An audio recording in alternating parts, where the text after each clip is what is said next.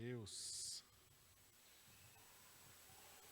Quero convidar os irmãos a abrirem as suas Bíblias em 2 Crônicas, capítulo 16. 2 Crônicas 16.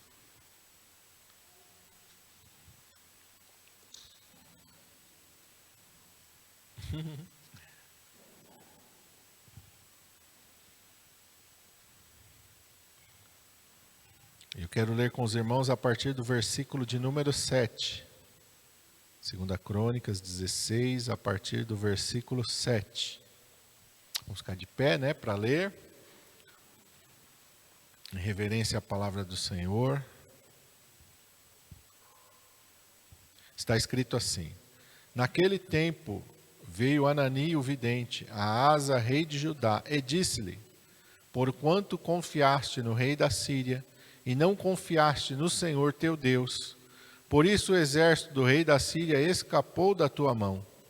Porventura não foram os etíopes e os líbios um grande exército, com muitíssimos carros e cavaleiros? Confiando tu, porém, no Senhor, ele os entregou nas tuas mãos. Porque quanto ao Senhor, seus olhos passam por toda a terra, para mostrar-se forte para com aqueles cujo coração é perfeito para com ele. Nisto, pois, procedestes loucamente, porque desde agora haverá guerras contra ti. Porém Asa se indignou contra o profeta e lançou-o na casa do tronco, porque estava enfurecido contra ele, e por causa disso também Asa, no mesmo tempo, oprimiu alguns do povo. E eis que os atos de Asa, tanto os primeiros como os últimos, estão escritos no livro dos reis de Judá e de Israel. E no ano 39 do seu reinado, Asa caiu doente de seus pés. A sua doença era em extremo grave. Contudo, na sua enfermidade não buscou ao Senhor, antes aos médicos.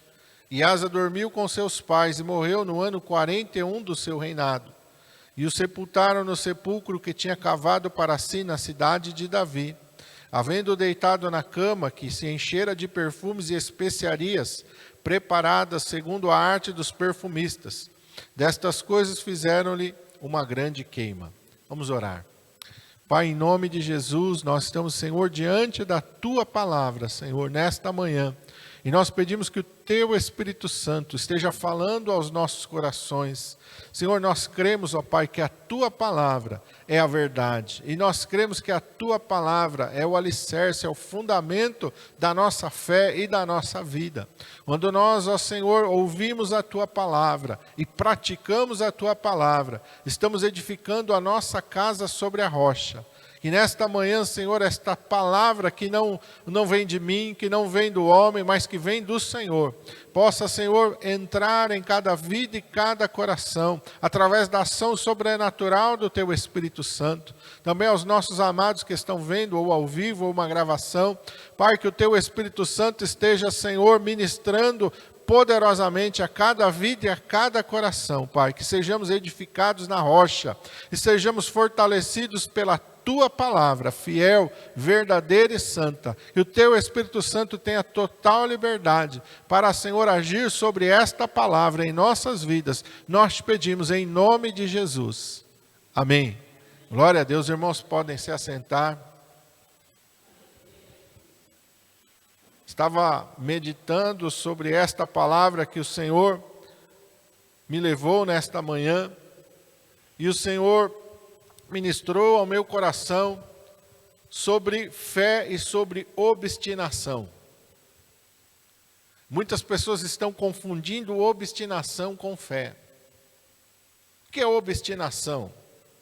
Fé, todos os irmãos sabem, a fé é a certeza daquilo que eu não vejo, é a prova daquilo que eu espero. Hebreus capítulo 11 nos diz isso. A fé vem por ouvir e ouvir a palavra de Deus. Então a fé, ela tem a direção de Deus. A fé, ela não é um desejo do coração do homem. A fé, ela provém de Deus, é uma direção que Deus nos dá pela sua palavra. Entenda bem, fé não nasce no nosso coração da vontade da nossa carne. A fé vem de uma convicção sobre uma direção de Deus, e essa direção de Deus, ela vem pela sua palavra.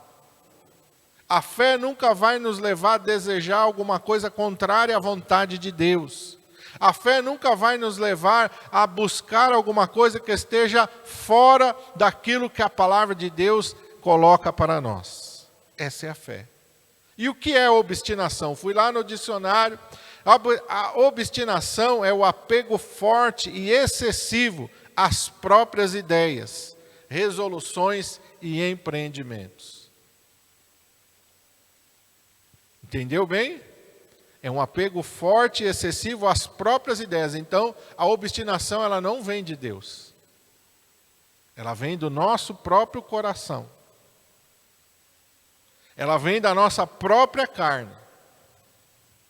Porque tem pessoa que acha que a fé, ela é uma coisa. Se eu quiser alguma coisa, se eu lutar por alguma coisa, eu vou conquistar. Isso é obstinação, isso não é fé. E tem pessoa que está confundindo obstinação com fé. E tem até algumas igrejas que estão levando as pessoas a se tornarem obstinadas. Não ensinam as pessoas a caminharem na fé, ensinam as pessoas a andarem na obstinação do seu coração, porque elas estão apegadas àquilo que nasceu no seu próprio coração. Não tem a direção de Deus. É um desejo do próprio coração da pessoa. É um pensamento, é uma ideia da própria pessoa. Ela não orou para saber se aquilo é a vontade de Deus. Ela não buscou de Deus para ver se aquilo é realmente o que Deus tem para ela. Mas ela coloca um desejo firme no seu coração. Ela coloca uma ideia fixa na sua mente. E ela vai em busca daquilo. Os irmãos conseguem entender a diferença? Conseguir explicar bem para os irmãos? A fé vai ser uma direção de Deus e vai te levar na direção de Deus e vai te levar mais perto de Deus. A obstinação não vem de Deus, ela vem do teu próprio coração, ela vem da tua própria mente. E aí você tem que buscar alguma coisa para apoiar aquilo. Você pode até pensar alguns versículos para apoiar, mas você não buscou se aquilo era a direção de Deus para a sua vida. Porque uma coisa é um desejo do meu coração, eu quero isso. Outra coisa é eu orar e falar, Senhor, essa é a tua vontade? É isso que o Senhor tem para mim realmente? Esse é o teu desejo para mim? Senhor, eu quero que o Senhor esteja me guiando e me dirigindo. Se essa é a tua vontade, me confirma. Se não for a tua vontade, tira da minha vida, tira do meu coração. É diferente. Tem pessoas que têm medo de orar e perguntar qual é a vontade de Deus. Por quê? Porque o seu coração está obstinado. Ele já tem uma ideia fixa, ele já tem uma resolução firme no seu coração. E ele não quer abrir mão daquilo. Ele quer que Deus cumpra aquilo. E aí entra, aquilo que eu falei de pensar partes, versículos da palavra de Deus. Não, mas lá no Salmo 37 diz, agrada-te do Senhor e Ele concederá o que deseja o teu coração. Então eu desejo isso. Então eu vou ser fiel a Deus. Eu vou andar na presença de Deus, eu vou na igreja, eu sou fiel nos meus dízimos, nas minhas ofertas, porque eu quero que Deus faça isso. Isso é uma obstinação. A palavra de Deus diz, quem primeiro deu a Ele, para depois receber. A gente não pode fazer negócio com Deus. Senhor, eu faço isso para o Senhor, mas eu quero aquilo. Senhor, olha, eu vou fazer isso, mas em troca o Senhor tem que fazer isso na minha vida. Isso é obstinação. Isso não é fé. Você colocou uma ideia fixa, você tomou uma resolução firme no seu coração. Você não está preocupado se aquilo é a vontade de Deus ou não. Você quer que Deus cumpra o desejo do seu coração. E isso, meus irmãos, pode nos levar longe de Deus. Porque a característica da fé é nos aproximar de Deus. E a característica da obstinação é nos afastar de Deus. E nesse texto, na vida do rei Asa, nós vamos ter esses dois aspectos bem claros e transparentes. Ele vai agir em determinado momento pela fé, E essa ação pela fé vai lhe dar uma grande vitória. E ele vai se aproximar de Deus. Em determinado momento ele vai agir pela obstinação do seu coração. Ele vai ter uma vitória, entre aspas. Só que porque ele foi movido pela obstinação, isso vai afastar ele de Deus. A gente aprende no mundo, e isso não tem nada a ver com a palavra de Deus. Os fins justificam os meios. Isso é uma coisa do mundo, não é um princípio de Deus. E a gente tem que tomar cuidado com isso. Não importa o que eu estou fazendo aqui, se o objetivo final vai ser aquele. Não, importa sim para Deus, importa desde antes de você fazer. Qual é a intenção do teu coração, importa para Deus. Deus já está pensando na intenção do teu coração. Antes de que você tome qualquer decisão, Deus já está analisando qual é a intenção do teu coração. O rei Asa era um rei de Israel, de Judá, um reino que era de Deus, tinha o templo de Deus lá em Jerusalém. Isso não quer dizer que automaticamente cada coisa que ele fizesse em favor do reino fosse a vontade de Deus. Não, mas olha, o que eu estou fazendo é para beneficiar Judá. Então eu sou o rei de Judá. Judá é o reino abençoado por Deus. O templo está aqui, eu estou fazendo isso aqui na direção de Deus. Não. Orou, buscou, pediu uma palavra de Deus, pediu qual é a direção de Deus. Não, as coisas de Deus não são automáticas. As coisas de Deus, elas são, meus irmãos amados, sempre do mesmo jeito, da mesma maneira. Deus está sempre no controle, no governo. Deus é soberano em todo momento. E eu tenho que fazer como Davi. Você já leu a história de Davi? Se você já pesquisou a vida de Davi, você vai ver que Davi, sempre antes de cada decisão, ele vai consultar ao Senhor. Por que Davi faz isso? Porque Davi é um homem segundo o coração de Deus. Deus se agradava disso em Davi. Quando diz a Bíblia que Davi era um homem segundo o coração de Deus, não quer dizer que Deus aprovou tudo que Davi fez. Até os erros, Deus falou, não tem problema não, Davi. Você errou, mas não tem problema não, eu gosto tanto de você. Vai, não.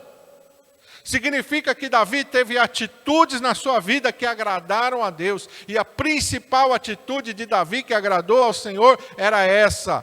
Ele orava e buscava uma direção de Deus. Antes de qualquer coisa, vou consultar ao Senhor, vou orar. Cadê o sacerdote? Cadê o éfode? Deixa eu orar, deixa eu buscar uma direção de Deus, para saber se o que eu vou fazer vai estar na direção de Deus ou não. Isso é o que agrada a Deus, isso é andar pela fé. Quando você não busca os desejos do seu coração, mas você busca a vontade de Deus. E para dar o primeiro exemplo aqui, vamos voltar no capítulo 14. 2 Crônicas, capítulo 14. Quando Asa começa o seu reinado, ele começa andando em fidelidade e obediência diante do Senhor.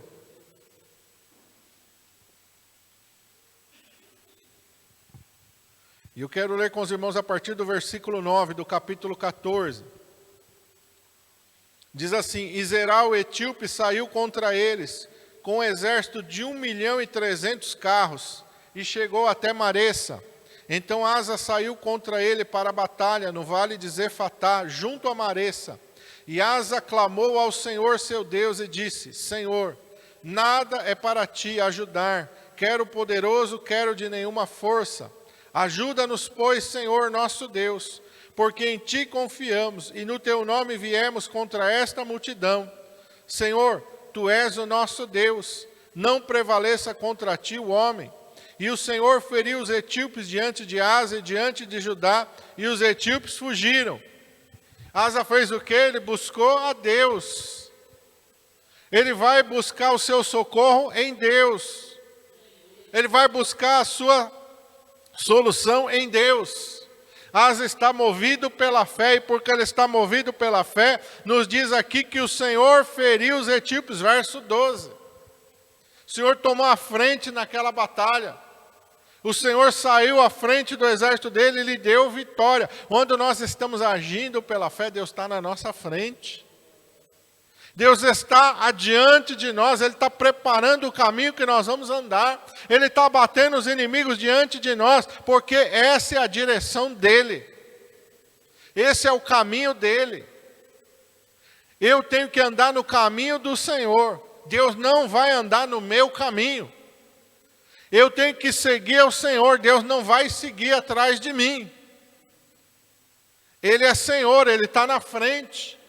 Amém? Jesus disse o quê? Vinde após mim. Jesus não disse, faz o seu caminho que eu vou atrás de você. Não, Ele disse, vinde após mim. Vem atrás de mim, anda na minha direção. É assim que a palavra de Deus nos ensina. Quando o povo de Israel saiu do Egito, Deus estava na frente daquele povo, dando uma direção, mostrando para eles o caminho.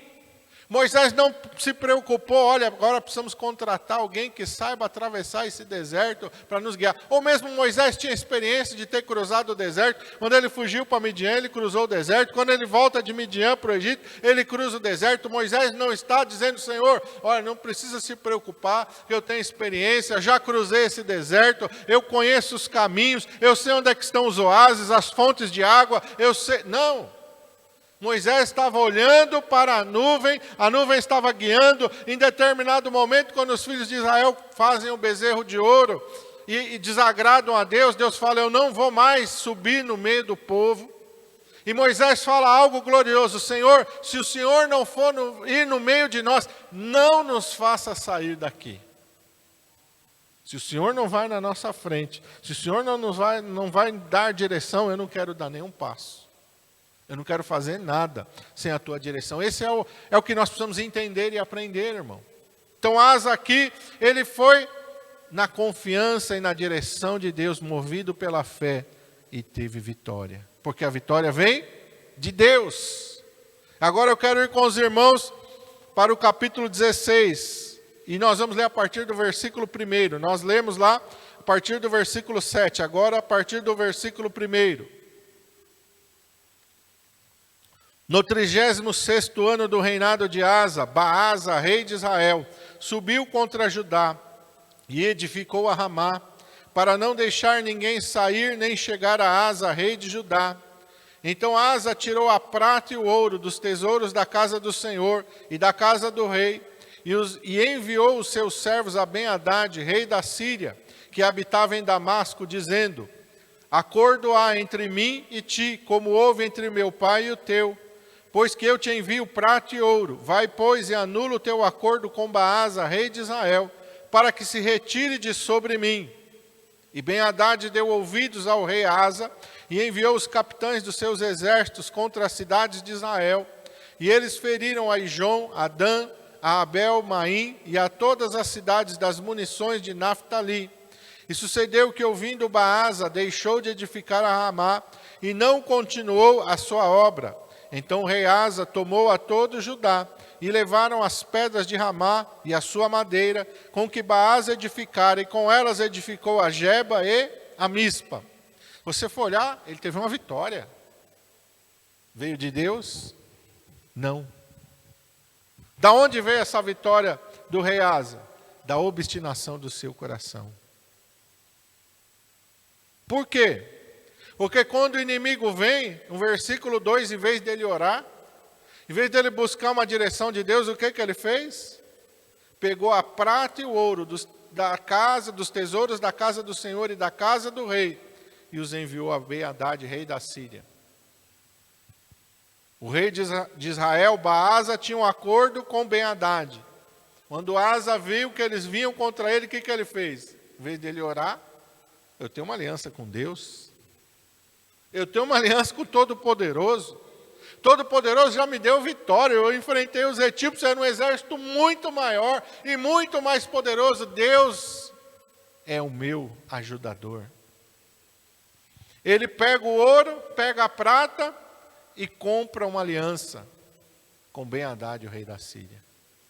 Obstinação do seu coração. Ele teve vitória? Entre aspas, ele teve vitória. A Síria foi lá, atacou Israel, Baasa deixou de edificar a cidade, ele foi lá, saqueou, levou para Judá, construiu, aparentemente estava tudo normal. mas ele agiu na obstinação do seu coração. Então, lembra do que eu falei? Os fins justificam os meios? Não. Ele teve vitória. A vitória é o mais importante? Não. Porque muitas vitórias aos olhos de Deus são derrotas. Essa foi uma vitória sem a bênção de Deus, sem a direção de Deus, então ela se tornou uma derrota. Tem muita gente que achando que a bênção de Deus ela está nos bens materiais. E se você associar a bênção de Deus com bens materiais, você vai buscar derrota para a tua vida.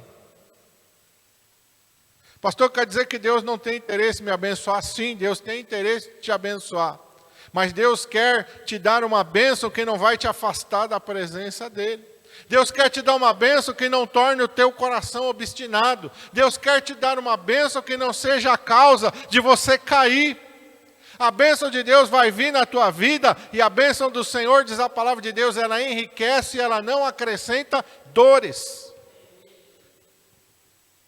Asa conquistou uma vitória, mas a que preço?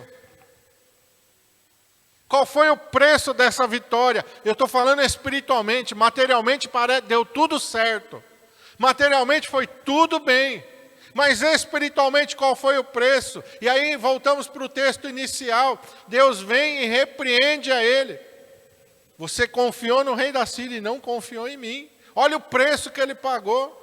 Você não agiu na fé, você agiu na obstinação do teu coração. Eu ia dar vitória para você, não só sobre Israel, mas sobre o rei da Síria. Agora ele escapou, o inimigo escapou da tua mão.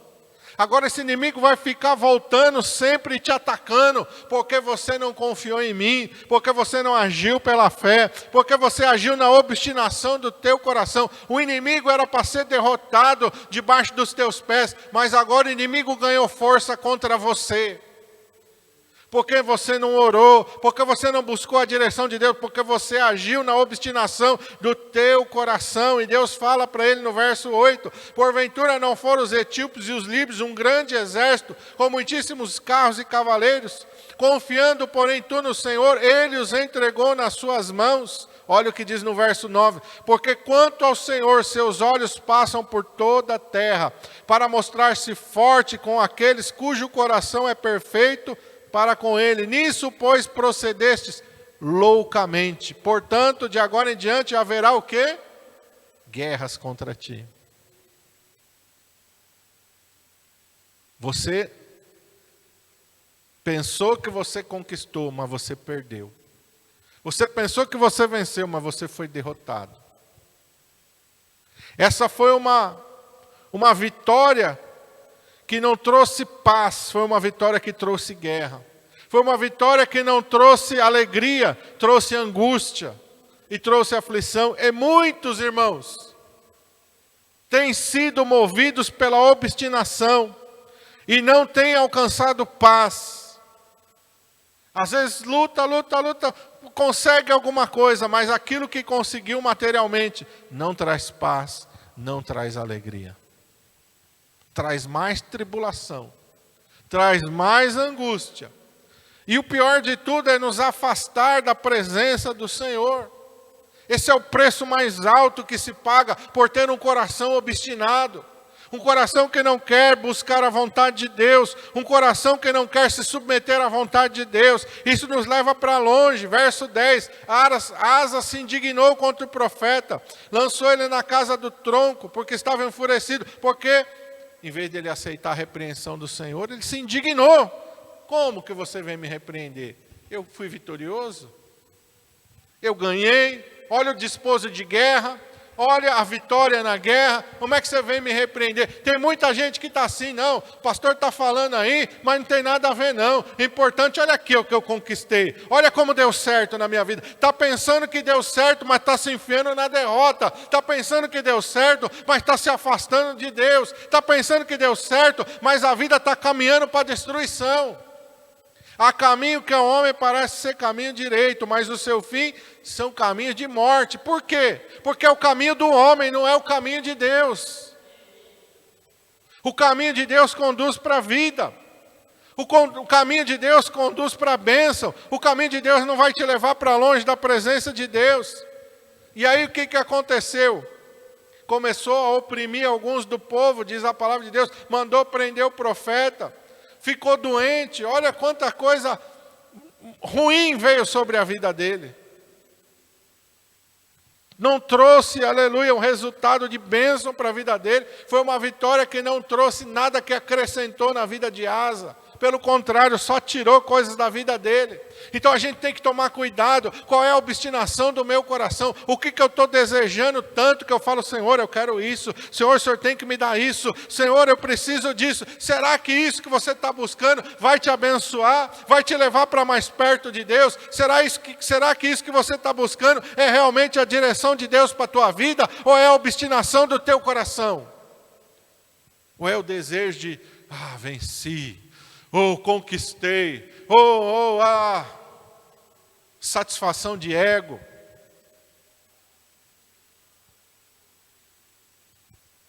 O que Deus quer para nós, meus irmãos, é que nós andemos pela fé, não pela obstinação.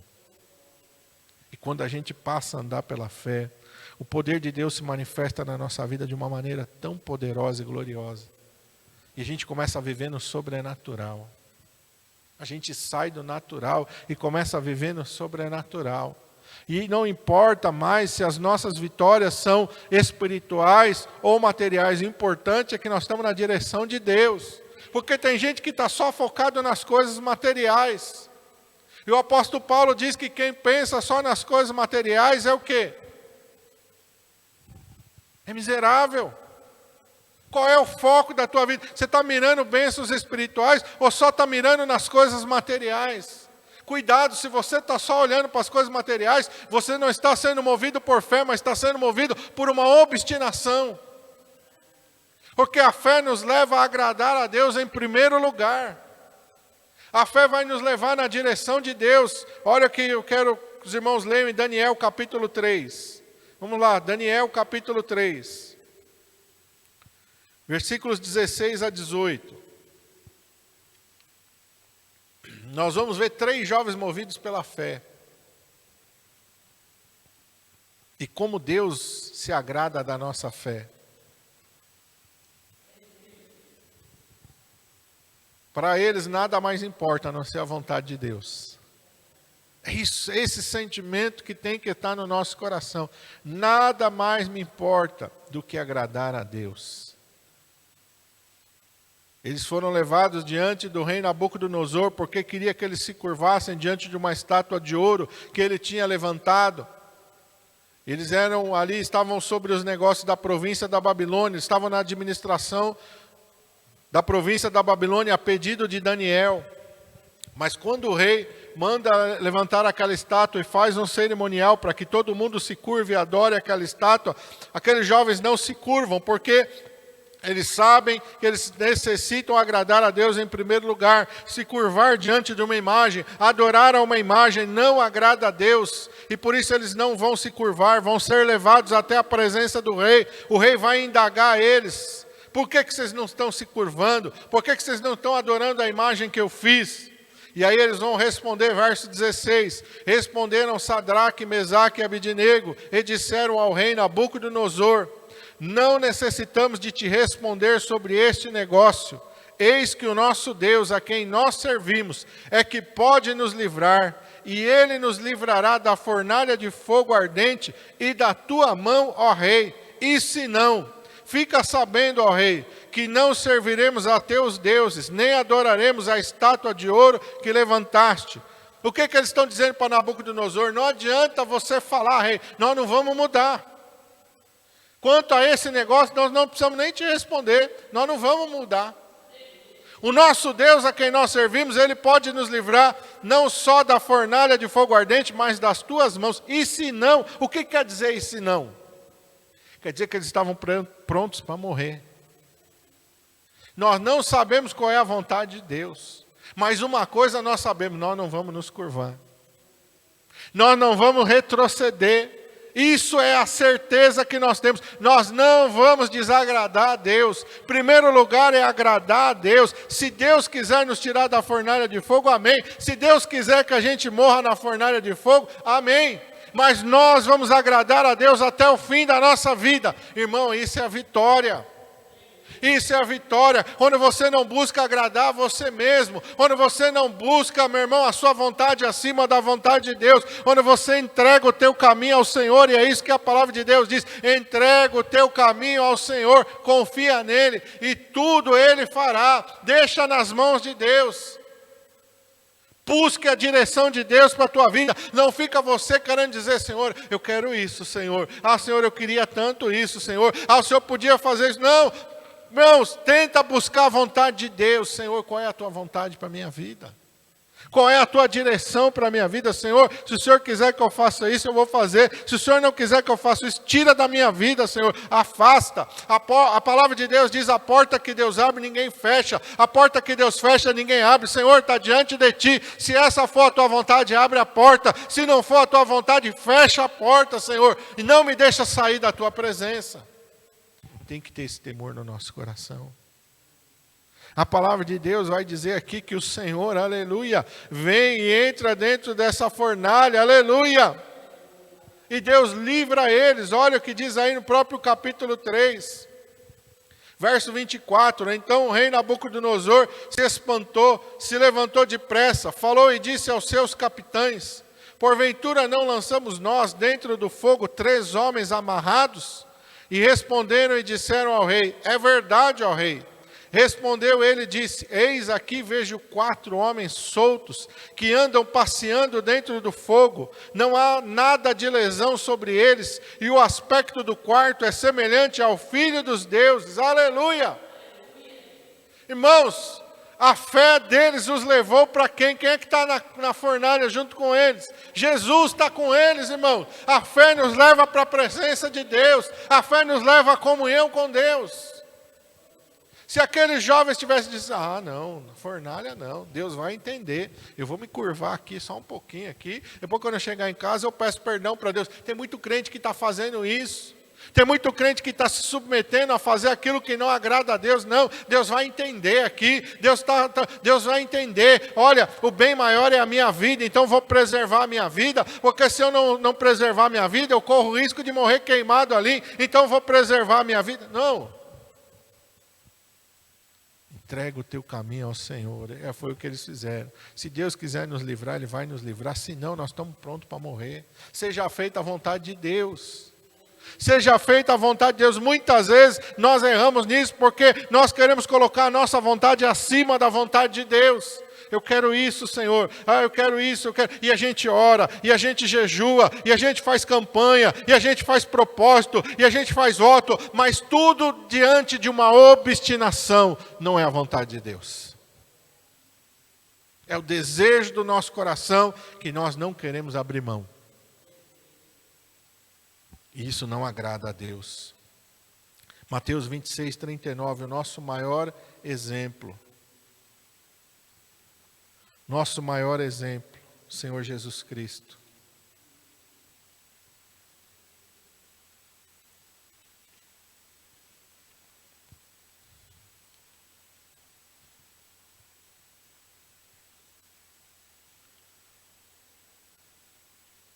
Jesus está no Getsêmani. Ele sabe que a hora dele ser crucificado se aproxima. Em pouco tempo ele vai ser preso.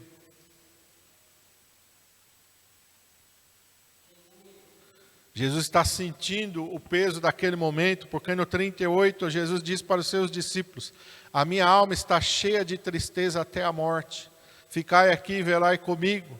E indo um pouco mais para diante, prostrou-se sobre o seu rosto, orando e dizendo, meu Pai, se possível afasta de mim este cálice, todavia não seja feito como eu quero, mas como tu queres.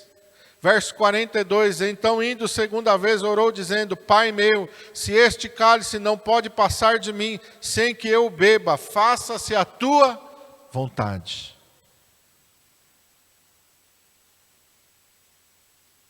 Isso é andar pela fé. Quando a nossa vontade não importa. Quando não importa o que deseja o nosso coração. Quando não importa os nossos desejos, os nossos sonhos. Quando não importa mais as aspirações do nosso coração. Quando importa única e exclusivamente a vontade de Deus. Aleluia! Aí, meu irmão, nós vamos andar na vitória. Aí nós vamos andar no sobrenatural. Aí nós vamos ver e experimentar qual é a boa, perfeita e agradável vontade de Deus para as nossas vidas. Porque se a gente andar na obstinação, nós não vamos experimentar a boa, perfeita e agradável vontade de Deus. Porque a vontade de Deus, ela não vai se rebaixar para a nossa vontade. Ela não vai se submeter a nós. A vontade de Deus, ela está mais alta. Em Isaías, Deus fala, os meus caminhos são mais altos do que os vossos caminhos. Os meus pensamentos são maiores do que os de vocês. O meu trabalhar, vocês não entendem, lembra de Jó? Nós vimos aqui semana passada, eu preguei, Jó está a todo momento querendo entender por quê. Deus deu satisfação para Jó? Não. Mas Deus levou Jó para perto dele. Lá no finalzinho ele diz, antes eu te conhecia de ouvir falar, mas agora os meus olhos te veem. Deus trouxe Jó para perto. Olha, Jó, você está longe de mim, você está só ouvindo a minha voz, mas eu quero te trazer para perto, aonde os teus olhos podem me contemplar, aonde eu posso me revelar para você de maneira muito mais poderosa, e somente através da fé nós vamos chegar perto de Deus. A obstinação nos leva para longe, irmão. Mas a fé nos leva para perto de Deus. É isso que o Senhor quer que você entenda. O Senhor quer que você compreenda que a tua obstinação não vai fazer você viver a vontade de Deus. A tua obstinação vai fazer você viver aquilo que você quer. E muitas vezes aquilo que você quer, o final pode ser a morte. Pode ser você perder a sua salvação. Pode ser você perder a sua vida eterna. Mas se você se submeter à vontade de Deus, você vai entrar, meu irmão amado, num caminho que vai te levar diante da face de Deus. Sadraque, Mesaque e Abednego contemplaram a Jesus no meio daquela fornalha. Jó contemplou ao Senhor, aleluia. Agora os meus olhos te veem, aleluia. Olha o fim de Asa, doente, enfermo, longe da presença de Deus. Olha, meus irmãos amados, aqui a vitória do Senhor Jesus Cristo, aleluia. Ele venceu a morte, ele venceu o inferno, ele venceu todas as coisas, porque ele se submeteu à vontade do Pai. Não que Jesus fosse rebelde, não que ele precisasse aprender a fazer a vontade de Deus, mas ele veio aqui e nos deu exemplo da maneira que nós devemos viver. E o apóstolo Paulo escreveu exatamente isso. De sorte que haja em vós o mesmo sentimento que houve também em Cristo Jesus, que sendo achado na forma de Deus, não teve por usurpação ser igual a Deus, antes esvaziou-se, aniquilou-se a si mesmo, assumindo uma forma humana, e mesmo achado em figura humana, esvaziou-se a si mesmo, assumindo a forma de servo. Esse é o exemplo de Jesus. Jesus andou rompendo aqui nessa terra. Quando ele estava aqui, ele andou dizendo, não, o quê? Na manjedoura eu não vou nascer não. Não, manjedoura, ó, que lugar fedido, eu não vou nascer aí não. O quê? Filho de José e Maria? José não tem nada, é pobre. Ah, não. Ser carpinteiro? Não. Não quero trabalhar com madeira não. Serviço pesado, né, pastor? Braçal, não quero não. Tem gente que corre, eu não quero isso aí para a minha vida não. Jesus não escolheu nada, irmão. Jesus se submeteu completamente. Jesus foi humilde até o final. E por que nós não queremos ser humildes? Se ele nos chamou a sermos imitadores dele, sede meus imitadores. Quem quiser vir após mim, negue-se a si mesmo, então tem que seguir a ele. Aprendei de mim, ele diz, amém? O apóstolo Paulo aqui disse, sede meus imitadores, como eu também sou de Cristo. Olha o exemplo de Paulo, sede meus imitadores, como eu sou de Cristo. Os irmãos vão ler Atos dos Apóstolos, e quando o irmão vai chegando no final de Atos dos Apóstolos, Paulo decide no seu coração ir para Jerusalém. No meio do caminho ele vai parando em algumas igrejas e vai se despedindo dos crentes nessa caminhada para Jerusalém. Os irmãos vão lembrar que ele chega num determinado lugar e tem um profeta por nome Ágabo.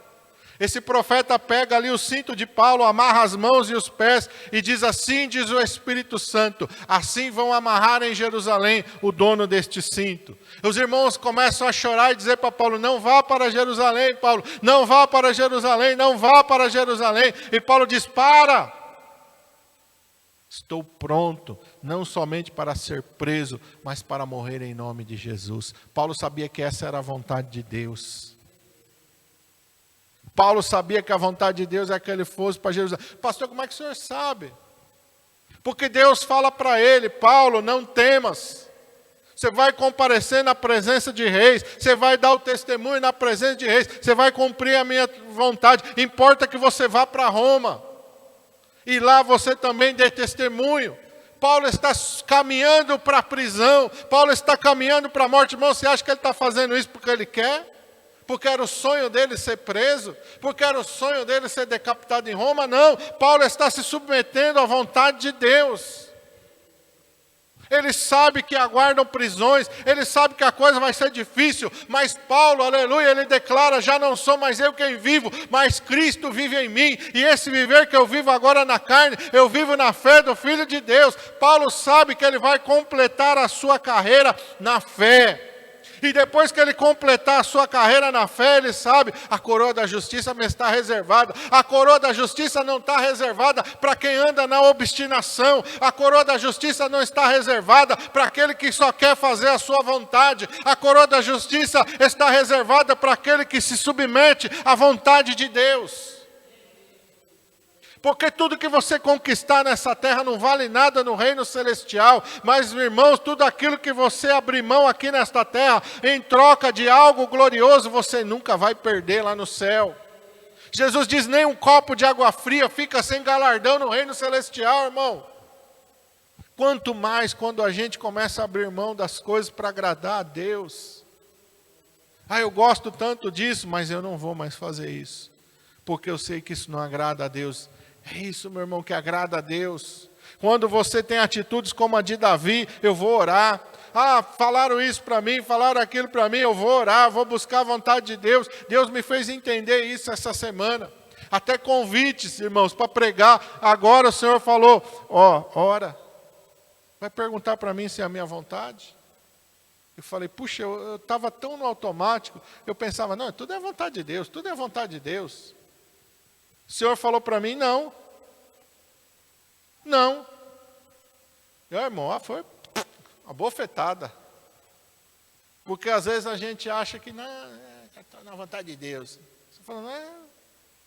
Quem disse para você que é a vontade de Deus? Você perguntou para mim? Não é, irmãos? Você perguntou? Você orou? Eu falei, não, Senhor, então agora eu vou orar, porque ainda está em tempo, eu não fui. Então vou orar, Senhor. Porta que o Senhor abre, ninguém fecha. A porta que o Senhor fecha, ninguém abre. Está na tua direção, Senhor. Amém? Nós precisamos nos colocar na vontade de Deus. Nos submeter à vontade de Deus. Tinha tantas coisas, irmãos, que eu sonhava para a minha vida. Isso aqui, antes de eu morrer, eu quero viver isso aqui. Antes de eu morrer, eu quero viver aquilo ali. E Deus foi trabalhando na minha vida. Hoje eu não quero morrer enquanto eu não fizer aquilo que Deus tem para mim. Os meus sonhos, os meus projetos, pouco importa agora. Eu quero viver aquilo que Deus tem para mim. Aquilo que Deus tem para mim, eu quero viver. Eu não quero desperdiçar nenhuma oportunidade de fazer a vontade de Deus. Se coloque em pé, vamos orar. Porque o que conta diante de Deus não é o que eu fiz da minha vontade ou não, irmão. No céu não vai ter memorial. Ah, você fez tudo aquilo que você queria, olha, está o teu memorial aqui, olha só. Queria pular de paraquedas, está aqui. Realizou o seu sonho. Não, irmão. Lá no céu vai estar lá, memorial o quê? Fez a minha vontade, fez a minha vontade, fez a minha vontade, fez a minha vontade. Amém, irmãos? É isso que importa diante de Deus. Como eu respondo à vontade de Deus, como eu me submeto à vontade de Deus, como eu abro mão de mim mesmo para viver aquilo que Deus tem para mim, é isso que importa. Aleluia, feche os teus olhos. Pai, em nome de Jesus, nós estamos diante do Senhor, neste momento tão santo, tão precioso e tão sagrado, Pai. em que o Senhor falou fortemente aos nossos corações, ó Pai. O Senhor tem falado ao meu coração sobre isso, ó Pai. E hoje, Senhor, o Senhor trouxe essa mensagem para que eu entregasse também para a Tua igreja. Porque muitos têm andado em busca da obstinação do seu coração. Ele quer aquilo, ele quer aquilo, ele quer aquilo, ele quer aquilo. E ele acha que isso é fé. Não, não é fé, Senhor. É apenas uma obstinação. Andar pela fé é andar na vontade de Deus. Andar pela fé é andar na palavra de Deus. Andar pela fé é abrir mão da nossa própria vontade para viver a vontade de Deus. Foi como Sadraque, Mesaque e Abednego disseram para Nabucodonosor: se Deus quiser nos livrar, Ele vai nos livrar. E se não, nós estamos preparados para morrer. E a vontade de Deus seja feita nas nossas vidas. Foi o que o Senhor falou ali no Getsemane: Pai, se possível, passa de mim esse cálice, todavia não seja feita a minha, mas sim a tua vontade. Pai, se é a tua vontade que eu beba esse cálice, seja feita a tua vontade. É assim, Senhor, que o Senhor quer que a gente viva, Pai. Nos submetendo inteiramente à tua vontade, Pai. Vivendo vitórias sobrenaturais. Vitórias que nos levam a glorificar o teu nome. Vitórias que nos levam para perto de ti, Senhor. Oh, quanto Jó venceu, Senhor. Quanto que ele venceu. A vitória de Jó não foi ter em dobro tudo quanto dantes ele possuía. A principal vitória de Jó foi: antes eu te conhecia de ouvir falar, mas agora os meus olhos te veem. Aleluia! Essa é a principal vitória na vida de Jó. Quando ele diz lá no capítulo 19, eu sei que o meu Redentor vive. Ele não está preocupado com a saúde física. Ele não está preocupado com os bens materiais. Jó está preocupado com a redenção da sua vida. Eu sei que o meu Redentor vive e que por fim se levantará sobre a terra. Ainda que a minha pele esteja consumida, na minha carne eu verei a Deus. Aleluia! Os meus olhos e não outros o contemplarão. Essa era a ânsia do coração de Jó. Não era pelas coisas materiais. Oh Deus, nos ajuda, Senhor, a andar pela fé. A viver, Senhor, a Tua vontade, a buscar a Tua vontade. Acima de todas as coisas, a gente ora sempre o Pai Nosso, mas a gente se esquece de que lá no Pai Nosso o Senhor nos ensinou: seja feita a Tua vontade na terra, como ela é feita nos céus. Aleluia! Seja feita a Tua vontade na minha vida, como ela é feita nos céus. É assim que nós devemos orar. Seja feita a Tua vontade na minha vida, assim como ela é feita nos céus. Porque a Tua vontade é boa, perfeita e agradável. A Tua vontade não vai me levar para a destruição. A Tua vontade não vai me levar, Senhor amado, para longe da Tua presença. A Tua vontade vai me levar para perto de Ti, Senhor. A Tua vontade vai me levar para a vitória eterna. Aleluia! Para a coroa da justiça. É assim, Senhor, que nós precisamos entender, ó Pai. Porque o mundo passa e a sua concupiscência passa. Mas aquele que faz a vontade do Senhor permanece para sempre. E nós queremos fazer a Tua vontade, Pai. Porque nós queremos permanecer para sempre ao Teu lado. Ao Teu lado, junto de Ti, Senhor. Na Tua presença, no lugar que Tu tens preparado para nós junto de Ti. O Senhor falou em São João 14, não se turbe o vosso coração, credes em Deus, crede também em mim, na casa de meu Pai há muitas moradas, se não fosse assim eu vou-lhe teria dito, pois vou preparar-vos lugar. O Senhor preparou um lugar para nós, é na Tua presença, Pai. É na Tua presença, é junto de Ti, e vivendo pela fé, e fazendo a Tua vontade, é esse lugar que nos aguarda, Pai.